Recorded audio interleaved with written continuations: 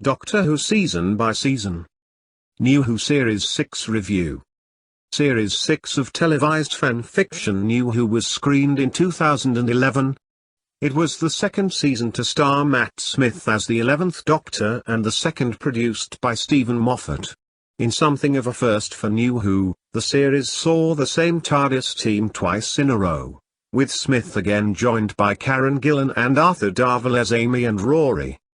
Series 5 had been a successful relaunch following the exits of David Tennant and showrunner Russell T Davies, and I for one had found it preferably to most of his era. I was very much looking forward to Series 6 and hopeful that perhaps a new personal golden age of the series was about to unfold. Sadly, that did not happen. Prior to Series 6 was the Series 5 Christmas special A Christmas Carol. New Who Christmas specials are invariably shit, and this was no exception, Stephen Moffat obliterating any hope that he might be able to turn that particular ship around. I hated this episode. In fact, I hated it to an almost historic extent.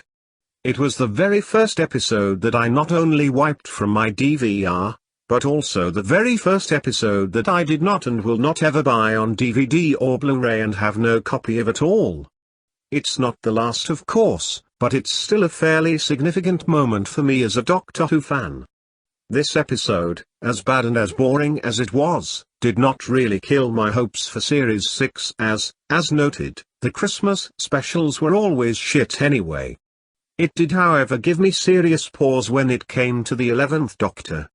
Matt Smith in this story somehow seemed wildly different already from Series 5. Much more mannered, much more exaggerated and caricatured, and jabbering away much of the time in a very Tennant-like manner. Having enjoyed Smith's Series 5 Doctor very much, I was more than a little perturbed by this, though again I was hoping it was just a result of that inevitable Christmas special shittiness.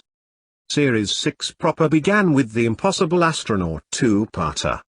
This is a very strange one that I wasn't too keen on to begin with, only to become something of a favorite. I really like this story, and part of me thinks I probably shouldn't, given that so much of it is given over to setting up a story arc for the season that ultimately turned out to be a colossal disaster. And yet these episodes themselves are genuinely great, gorgeous to look at, fabulously atmospheric, great monsters, great performances, spooky and sinister with just the right level of humor, with the depiction of President Nixon staying on just the right side of absurd. Smith was also better than he was in the Christmas special, though there are still some disturbing signs, such as his more stylized, gelled hair, that his Doctor is being standardized and formalized and caricatured rather than the much more natural free-form character Smith had played the previous year. On the whole though, I like this one quite a lot. The Curse of the Black Spot is next and fails to live up to the same standard. I hated this at the time, and while it's grown on me a little bit today, it's still a pretty, bog-standard, lazily written runaround with little to recommend it other than the regulars and the production values, and again, there are moments here when Smith's Doctor borders on annoying, jabbering on like an idiot. The Doctor's wife is next. In a reversal of the previous episode, I quite liked this one at the time but now find it a pretty unwatchable slice of awful fanfiction with again little to recommend it. Next up is the Almost People two-parter. Now this is a difficult one, as there's a lot right about it, mixed with a lot wrong. It's basically a good old-fashioned base under siege story, with the twist being that the base is under siege from another version of its occupants. Now that's a pretty fucking cool and interesting idea, with plenty of opportunity for explorations of identity and psychology. That's not entirely what we get though. It's also as well made as ever, and the regulars are on top form. The guest cast is also pretty good, though unfortunately the characters they're playing are not exactly overly compelling or fleshed out in any real way. The most likable and sympathetic character is Jen, played by Sarah Smart, an actress I've liked since her turn as fucked up lesbian teenager Virginia on At Home with the Braithwaites. Rather oddly, her character's Ganja is the one that turns out to be the most evil and psychotic, though there's little reason or explanation for this. Even more bizarrely, the last few minutes of the last episode then turn her into a big lumbering CGI monster for, even less reason, and presumably just because it's the end of the story and the writer couldn't think of anything else. Well, okay then. The Almost People reminds of me of Series 5's Hungry Earth two-parter. It's not exactly bad, and it's watchable enough, largely because of the regulars, but it could and should have been so much better.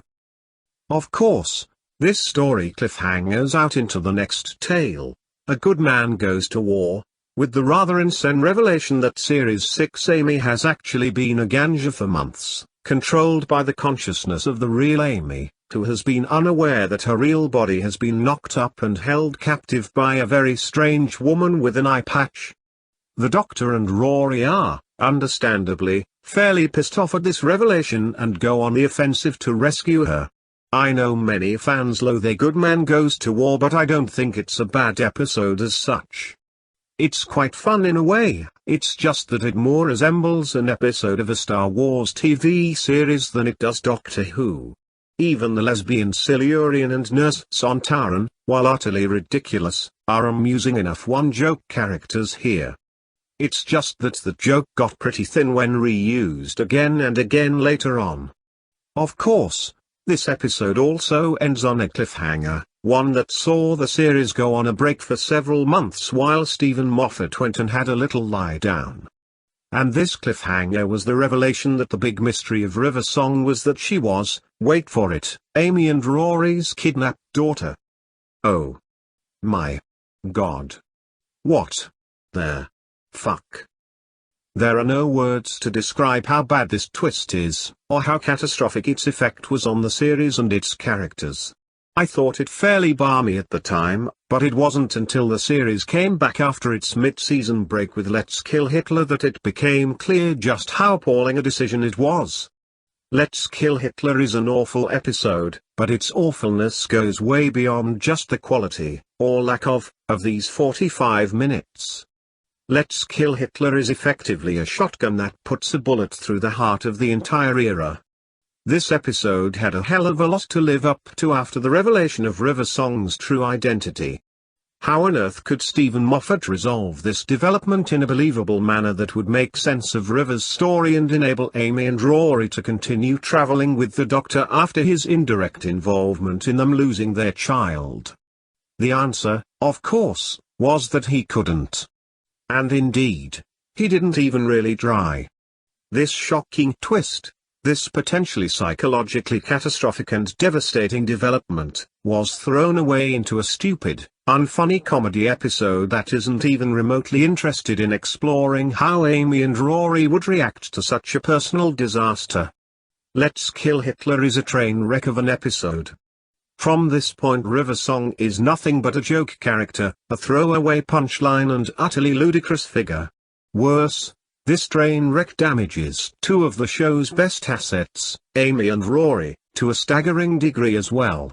That they continue traveling with the Doctor after this, that they seem to just accept that they have lost their infant daughter and that this borderline psychotic woman is her, with nary more than a shrug of their shoulders, is so utterly inconceivable and unfathomable that it is completely unbelievable. Don't get me wrong. This is no fault of Karen Gillan and Arthur Darvill, who continue to be as wonderful as ever, but who are now fighting a losing battle playing characters whose arc no longer makes any sense or feels in any way credible. This is the fault of one man, Stephen Moffat, and of the BBC flunkies who lacked the guts to say no, Stephen. This idea sucks ass, think of something else for fuck's sake. The next story is Night Terrors. This is better than Let's Kill Hitler, though that's damning with faint praise. It's a reasonably watchable if utterly unremarkable episode, but Smith's Doctor is unbelievably annoying and punchable in it. The best bits are easily those with Amy and Rory in the dollhouse, which are creepy and funny, Karen and Arthur as reliable as ever, but which can only be enjoyed if you put the memory of the last few episodes and the way Amy and Rory should and would be feeling at this point, completely out of your head. Next up is The Girl Who Waited. This is a remarkable episode. It's an excellent piece of science fiction married to a very personal story, and it packs the kind of emotional gut punch that the Melody Pond story should have done but utterly failed to do so thanks to Moffat preferring glibness to emotional and narrative honesty. The sad thing is, this episode is also, in my opinion, the very last truly great episode of New Who to date. It is all downhill from here, folks, and that is very, very sad indeed. Still, I love this episode. There's an unnerving quality to it right from the first scene, and it never puts a foot wrong in either the script or the excellent performances from all the regulars, Karen in particular. That the show is capable of producing greatness like this, yet from this point on under Moffat chooses to prefer producing utter, cringe-inducing mediocrity instead, is shameful. The God Complex is next. This is an average episode, watchable with some creepy and amusing moments and conceits, if largely unremarkable. The ending is weak, a rip-off of the end of The Curse of Fenric done nowhere near as well, and then the Doctor for some reason decides it's time for Amy and Rory to go before they end up dead. This is another disastrous moment and decision from Moffat. Not only does it not really make sense, as surely if the Doctor were to make such a decision it would have been at the close of the previous episode, nothing in this is as emotionally devastating as what happened in Girl. More seriously, it beggars the question of how the Doctor can ever have another companion if he really believes he can't protect them and that traveling with him is that dangerous. It therefore also implies that he clearly doesn't care as much about any other companion or about risking their lives. What the fuck? Of course, all of this is moot anyway as the Doctor starts regularly coming back to Amy and Rory the following year and taking them on adventures anyway, so what the fuck was all this about to start with? Answers on a postcard to Stephen Lost My Mind Moffat. 221B Fuck Up Street. Thickety thick land. Next up is Closing Time, which is, and let's be fair to it, fucking awful. The Lodger was barely passable as an unnecessary sitcom episode, but this is an even more unnecessary sequel that is cringe-worthily unfunny and makes the Cybusmen into an even bigger joke than they've already always been in New Who by having them defeated by James fucking Corden.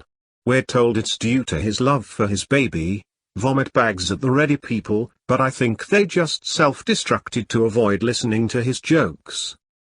The season comes to an end with the wedding of River Song, and not exactly satisfactorily.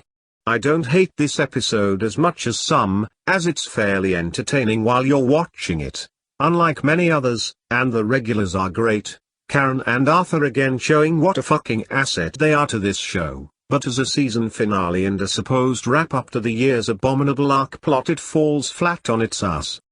The Doctor marries River Song for no apparent reason other than that Moffat is a fucking egotist trying to smear his shit all over this show and character, a trait that would reach fever pitch in future seasons, and, although Amy's revenge on that bitch Kovarian is awesomely cool and savage, Leela would no doubt be proud.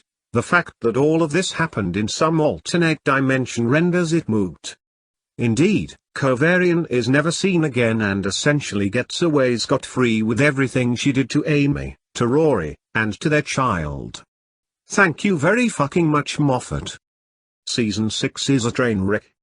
In terms of individual episodes it is better than some, such as Series 2, and indeed better than anything that's come since, all of which are so utterly shit, boring and dire I'm not even sure I can stomach doing one of those reviews for them, and yet the overall cumulative effect of it all was utterly toxic to the Matt Smith era, the Moffat era and New Who as a whole. In spite of some good episodes, in spite of the regulars doing their best, Karen and Arthur especially, Series 6 throws away all of the promise of Series 5 and is such a complete and utter absolute crushing disappointment that I cannot give it anything higher than a D.